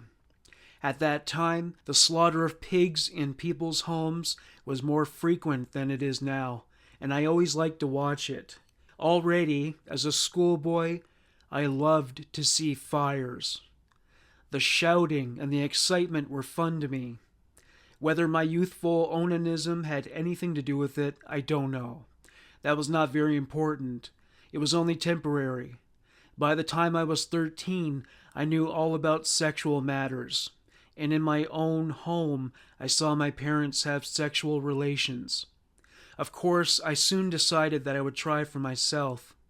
I began first with a schoolgirl and got as far as contact with the naked body, but not to proper intercourse, as the girl resisted and moved about too much. In this way, it occurred to me to try it with animals. There were goats in the stables, and a good many sheep used to be kept penned. For this purpose, I went to neighboring stables where it was easy for me to get in. I actually did have intercourse with female animals. I did actually force my member into the animal. Then later, I thought no more of it. It was only a temporary thing about the age of 13. Soon after that, I became aware of the pleasure at the sight of blood. Today it is not clear to me why I went to the stables beyond the Hirschberg. The house is still standing there. I stabbed a pig in the back. It bled terribly and squealed. Then I was seen and recognized because the son of the house and I were schoolfellows. There was a terrible row about it at home. It was in my 13th year that for the first time I secured a complete orgasm by wounding. I attempted sexual intercourse with a sheep. Whether it succeeded or the sheep would not keep still, I forget. I stabbed the sheep, and at that moment ejaculated. I repeated that frequently for 2 or 3 years. After that, I only had connection with females. That was at Koblenz. It was after that I ran away with embezzled money and was accosted on the street by a girl of about 18 years of age. We lived together until the embezzled money was all gone. The sexual intercourse we had then was quite normal. Yet, even then, I pinched the girl, for wounding was not yet the essential condition for success in the intercourse. In Koblenz, at that time, I was not strongly drawn towards the girl. In 3 or 4 weeks, we had relations only a few times. That seems rather strange for a young man. Then came the first imprisonment. Even at that time I had thoughts about wounding, but they were not insistent. When I came out of prison, I became acquainted by chance with a woman and her daughter of 16. It was the woman who attracted me, but I paid no attentions to the daughter. That seems rather strange. The intercourse with the woman succeeded only when I ill-treated her. In the beginning, she put up with it. But when it became worse and I threatened to kill her, she gave me away to the police, and I was punished for using threats and failing to keep the domestic peace. I got 1 week. During my first long sentence for theft, one of 8 months, I was separated from this woman. Then I met her again in 1904 and started up with the daughter. I ill-treated her and threatened her with a revolver. It was an out-of-date old thing that would not have been capable of hurting her. I had great fun as they ran away and I sent shots after them. While I was doing that, I ejaculated. Another shooting occurred at that time. While I was in prison, I had figured out how I would shoot a girl I knew in Grothenburg. At that mere thought, I felt sexual excitement. I had known this girl at school. I studied the place where she lived and actually waited for days in order to kill her. One morning, I watched her from the courtyard, how she got out of bed, and then I shot at her. After a while, when things quietened down again, I fired again that evening through the window. Then I fled to the Grothenburger Wald, was chased and arrested and found with the weapon. I confessed and got a year's imprisonment. Kurten commented on the throttling cases. I told you already that throttling in itself was a pleasure to me, even without any intention to kill. Take, for example, the Schaefer case in 1913. I had taken his girl out frequently, and at last we spent the whole night in the Grothenburger Wald. I then throttled her several times, and she did not mind. I just calmed her down. "This is all part of love," I said. "I don't want to kill you." It was only the beginning, when I inserted my member in her vagina on the bench. It was in the wood that I had an ejaculation, and then without sexual connection at all. It was just the same in the case of Frauken in 1913. There, too, I throttled the girl for some time and saw how the blood spurted from her mouth, and in that way got my ejaculation. In other cases, I did not achieve my end by throttling. For instance, Moss, I throttled her violently too, but she freed herself and ran away. Kurten was asked if he throttled any of the victims to the point of death. He said he believed he had done so with the Oligarch child because she was inanimate after the throttling. He said he believed Annie was dead after the throttling, which is why he threw her body into the Rhine. Kurten went into detail about the effects incarceration had on him. The long sentences I served, when still quite young, had a very bad effect on me. Other prisoners think of naked women and masturbate. This I did very seldom. I got no pleasure from it. I got my climax of enjoyment when I imagined something horrible in my cell in the evenings. For instance, slitting up somebody's stomach, and how the public would be horrified. The thought of wounding was my peculiar lust, and it was in that way that I got my ejaculations. I can remember exactly how it happened in 1905 in the prison at Metz. There, for the first time, I got an ejaculation by thinking of grievous woundings and the actual killing of people. That went on for years. If I hadn't had that, I would have hanged myself. There is really nothing astonishing about the fact that, having got out of prison, well used to such imaginings, I was urged to do the things. You remind me, Professor, of the Mulheim crime. It is certain that just then I had 7 years in Munster behind me. Actually, I had gone out to steal, and the murder was incidental. But you are quite wrong, Professor, if you think that this crime stands as a single case in those years. No, one thing and then another happened, but there were no big jobs. But when the decisions came, it came suddenly because of the opportunity, in contrast to the last years when the urge has dominated me continuously. The child Klein lay in her bed asleep. I seized her throat, and at once my sexual excitement began. During the throttling, I grasped the child's vagina with my fingers in order to tear it open, but it was not enough for my lust. I cut the throat. It is the blood that is decisive in most of the cases. Throttling alone is insufficient to produce ejaculation. There is, for instance, the case of the Italian. I only knew her Christian name, Marianne. She could satisfy herself by sucking, but I got no pleasure out of that, so I throttled her for about 10 minutes, but without success, for she did not scream, but defended herself vigorously. Then, again, the case of Anna Ist. I treated her so badly that she was black and blue. Yet even after that she went out with me again. Some women are funny. I can't say, Professor, that there were periods when my urge was stronger or weaker.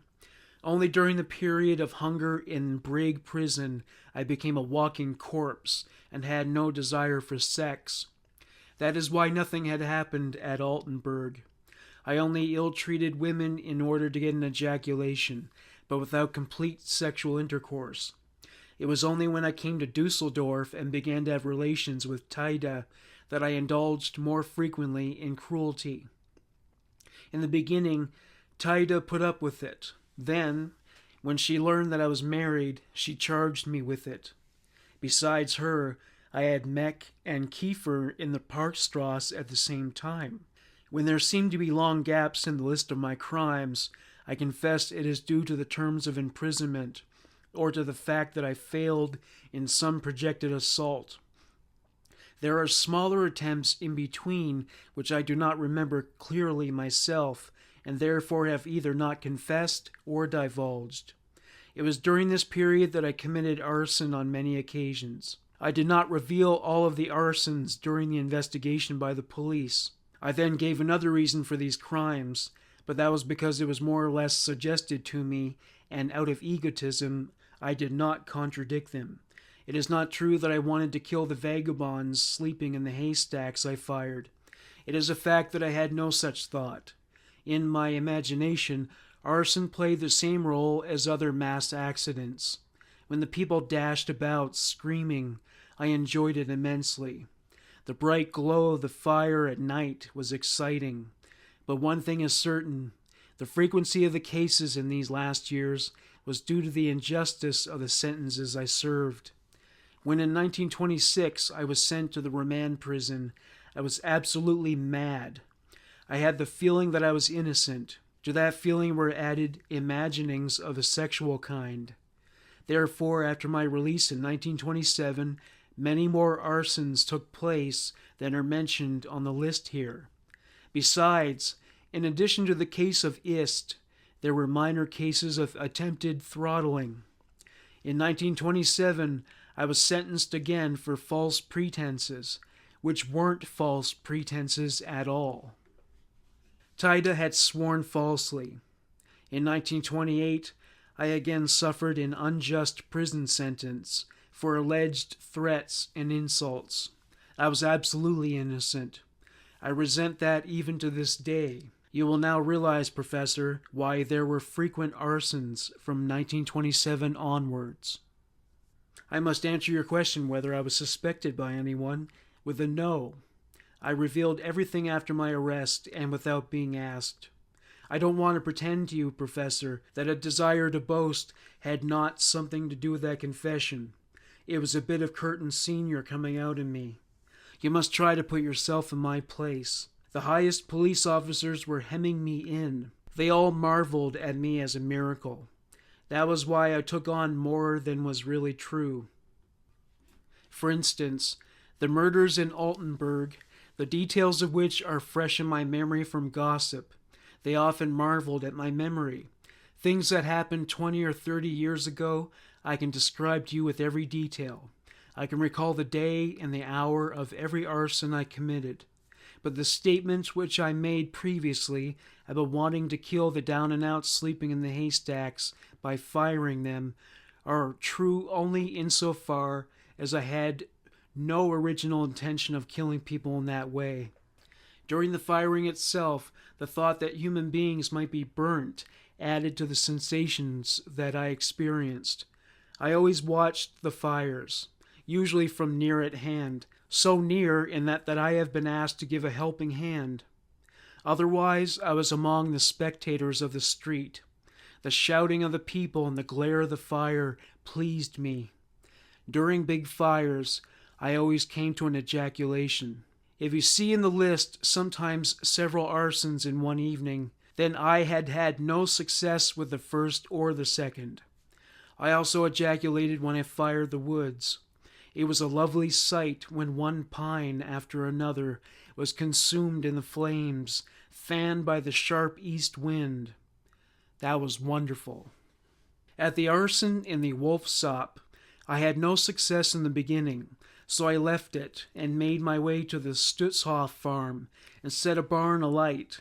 But as the barn was some distance and isolated, there were few people about, for the people were all at Wolfsop.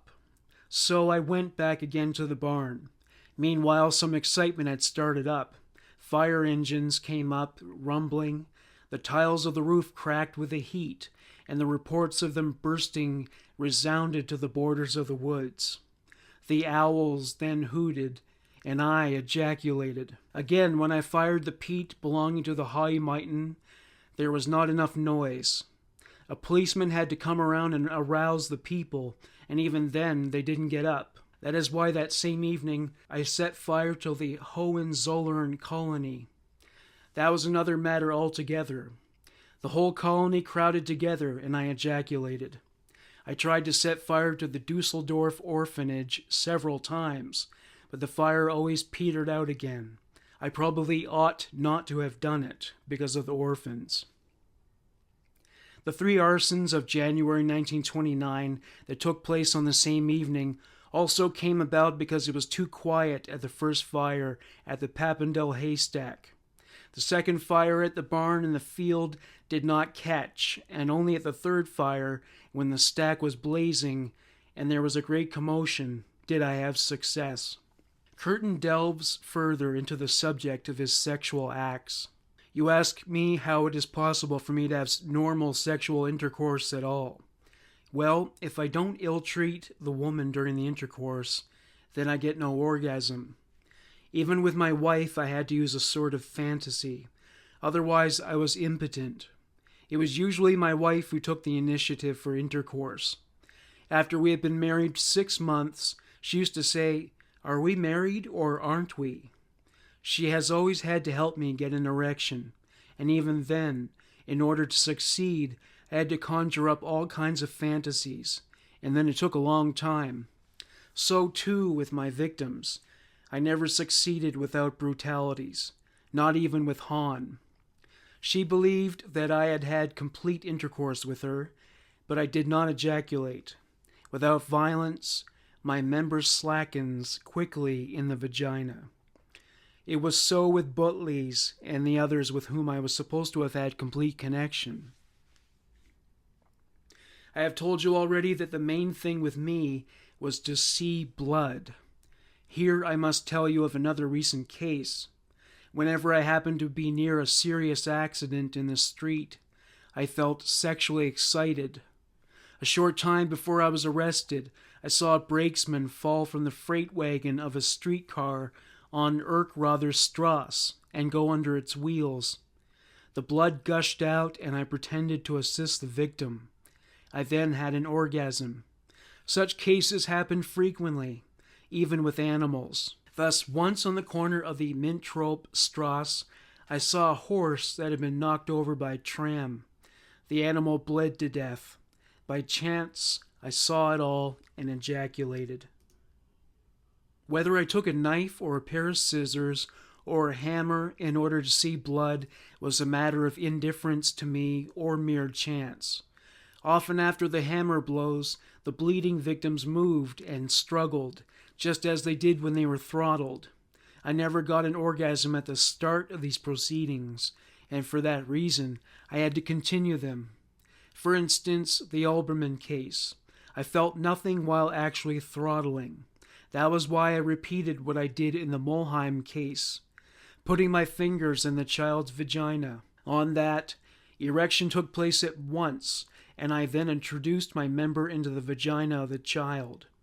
That was only an attempt, for my member relaxed again, and I had to stab. Then only ejaculation took place. I can hear the bleeding, even when the stabbing is through the clothing, into the heart. It was thus as I lay on the Alberman child, my member still in the child's vagina, while I continued to stab her breast. It was similar, too, with Hahn. There, too, I had no satisfaction during the sexual act. Only later on, during the throttling, I became stiff again, and when, as I stabbed her throat, the blood gushed from the wound, I drank the blood from the wound and ejaculated. I probably drank too much blood because I vomited. The Hahn girl was still alive, despite the terrible loss of blood. Finally, to kill her, I stabbed her in the breast, and again I heard the gushing of blood. My return twice to this girl's body was for purpose of security. The body could not be left in the stream. As I carried the body to the grave, which I had dug, I thought about crucifying her. I had taken strong staples with me and wanted to nail the body to a tree with outspread arms. But I had not time. That, of course, was warranted to stir up some excitement. I then stood in her grave and drew the body down to me.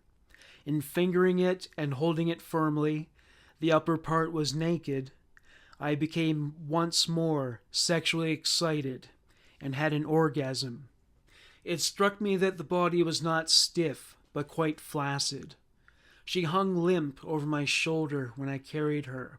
I must now answer your question whether simple stabbing was sufficient to satisfy my sexual desire, and I must answer yes. For example, when I was going after Anna Goldhausen, I got sexual excitement on turning the corner and going towards her as she came towards me. I had an erection as I stabbed her, but no orgasm. Therefore, I went on stabbing. I had no satisfaction when I stabbed Frau Mantell, because the woman shouted so terribly that I had to run away as fast as I could. Only in the third case of stabbing did I have an orgasm, that of Kornblum, but without complete erection. Afterwards, my wife discovered the spots on my clothes in the same way as she discovered in the case of Hahn, and reproached me with it. Also with Frau Kuhn, I had an orgasm, and despite the fact that it was bitterly cold and that the whole attack took but seconds, with the Flea children, the throttling and struggling of the little Hammaker had an exciting effect, and the sound of the blood when I cut her throat made me ejaculate. With the older child, Lenzen, it was the resistance that excited me, and finally the stabbing which brought the climax, but without erection. That evening I was already in a state of strong sexual excitement. Again, the day after the crime, when I visited Flya and saw the tremendous excitement of the people, I ejaculated. The Schultz case on the following day did not differ from the others. My sexual lust was appeased because of what had happened the day before, and it was only in the dark, during the shouting, cutting, and stabbing, that I had an orgasm. In the case of Reuter, too, I ejaculated. The girl had collapsed after the first hammer blow, and then when I had dragged her away from the path, she regained consciousness and bit and struggled.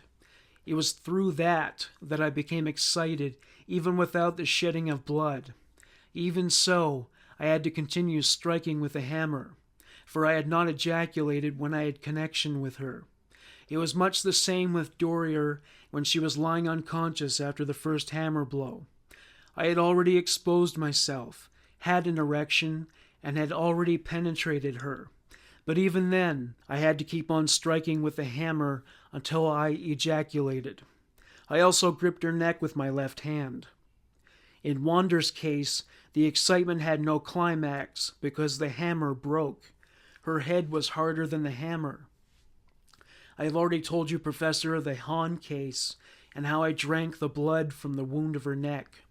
As I told you, I stabbed her throat and, lying across her, I drank the blood that gushed out. While I did that, I thrust my scissors with my right hand several times into her breast. In the case of Oligarch, I also sucked blood from the wound on her temple, and from the stab in the neck. From the girl Schultz, I only licked the blood from her hands. It was the same with the swan in the Hofgarten. I used to stroll at night through the Hofgarten very often. And in the spring of 1930, I noticed a swan sleeping at the edge of the lake. I cut its throat. The blood spurted up, and I drank from the stump and ejaculated. Your question too, Professor, whether the recollection of my deeds makes me feel ashamed. I will tell you. Thinking back to all the details is not at all unpleasant. I rather enjoy it. To be sure, I pity the victims, but in conjuring up the memories of my imagination, I even succeed in getting sexual satisfaction. These explanations, Professor, are only intended for you as a scientist, for I have told you with complete frankness my innermost feelings. Such things are not good for the public. They can only do harm and certainly no good. It was on this account that at my trial I put forward other explanations for my crimes. That may at least do some good towards the reform of the penal system. So far as my own fate is concerned, I am tranquil. It is because of that I am able thus quietly to answer your question whether I am not sorry for my confession with no. It is because of that I am able thus quietly to answer your question whether or not I am sorry for my confession with no. It is better that I made an end of it. I would not have stopped my attacks. I was impelled over and over again. But I also want to point out that I was able to master my urge. Therein lies my guilt, that I did not do it in the murder cases. I know quite well that there I am guilty. Therefore, I want to shoulder my punishment. After having spent 24 years in such institutions, I prefer death to pardon. Though prison is different today from what it was in earlier times, I see the contempt on the faces of the prison officials and the other prisoners. Those men, Professor, don't understand, as usual. But after all, people are right when they say, the beast, the wild animal. Peter Kurten received the death penalty for his crimes. He was decapitated by a guillotine. As he walked to the location of his execution, he was accompanied on either side by the prison's psychiatrist and a priest. Before putting his head into position, there was one question on Kurten's mind, and he posed it to the psychiatrist.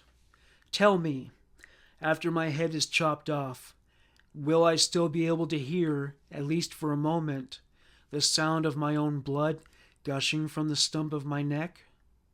That would be the pleasure to end all pleasures. When asked if he had any last words, he simply said, no. Following the execution, Kurten's head was bisected and mummified. Forensic investigators examined it to discover physical anomalies that may have explained how he became a human monster. His head is currently on display at the Ripley's Believe It or Not Museum in Wisconsin Dells, Wisconsin. Thank you for listening to Human Monsters. Bye for now.